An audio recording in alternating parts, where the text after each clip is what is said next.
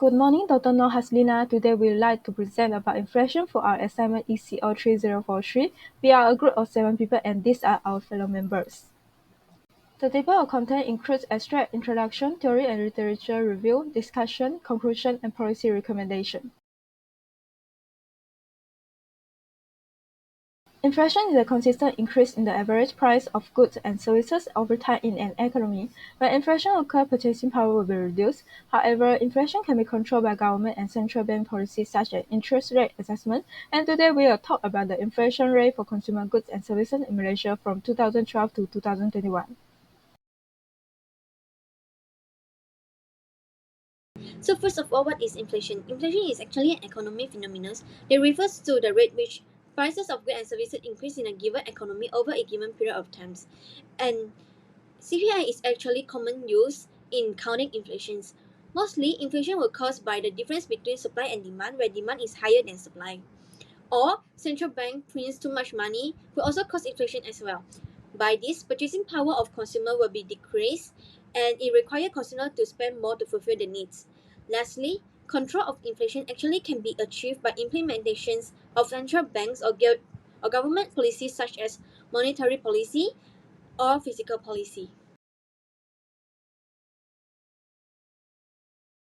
Inflation can divide into three main types. The first type is demand pull inflation. This type of inflation will happen when the supply of goods and services exceeds the demand data. And the second one is cost push inflation. It is a state of inflation that occurs when production costs increase due to an increased input prices. And the third one is built-in inflation. It is a state of inflation that occurs when workers demand higher wage price to be competitive with their increased cost of living. And from this chapter, we also can know that this study conducted to identify the inflation problem in Malaysia and the meaning of inflation, which measure the rate at which a selected group of goods and level of prices.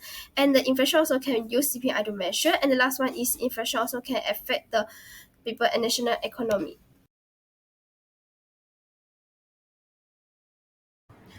Based on the diagram, it shows that 2020 to 2014 is increasing because the serious economic crisis is rising, and the next year is 2014 to 2015 in the diagram, which is decreases from 3.14 to 2.10. This is due to the oil price is affect the general cost of goods and services.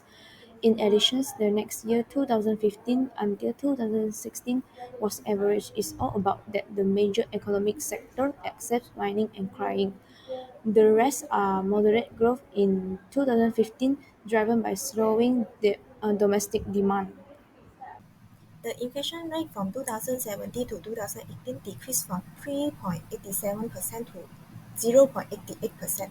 According to the New Straits Times, Malaysians are concerned about general price levels, especially fresh food price. For example, Malaysia government used price control on basic goods and services during festive season. From 2018 to 2019 is 0.88% to 0.66%. It showed that the exploration of goods and service tax has successfully controlled price rise. Malaysia has suffered deflation from 2019 and 2020. The first policy recommendation is fiscal policies. This means the government will increase tax and reduce spending during inflation. Falling price and reduced real national output show that inflation can be reduced. Next, monetary policies. This policy is carried out by the central bank by controlling the money supply and interest rate. This encourages citizens to save more money than they consume. Lastly, the price control policies is a measure taken by the government to increase economic activity by controlling some specific activity. For example, control main food prices such as rice and chicken to reduce inflation and ensure community well-being. Conclusion. There are 10 theories on inflation. Inflation also has various impacts such as consumer demand decreasing and others, so that we can understand the reason why inflation happens and give effective suggestions to the government. And government use three policies, that is fiscal policy, monetary policies, and price control policy to solve inflation problems.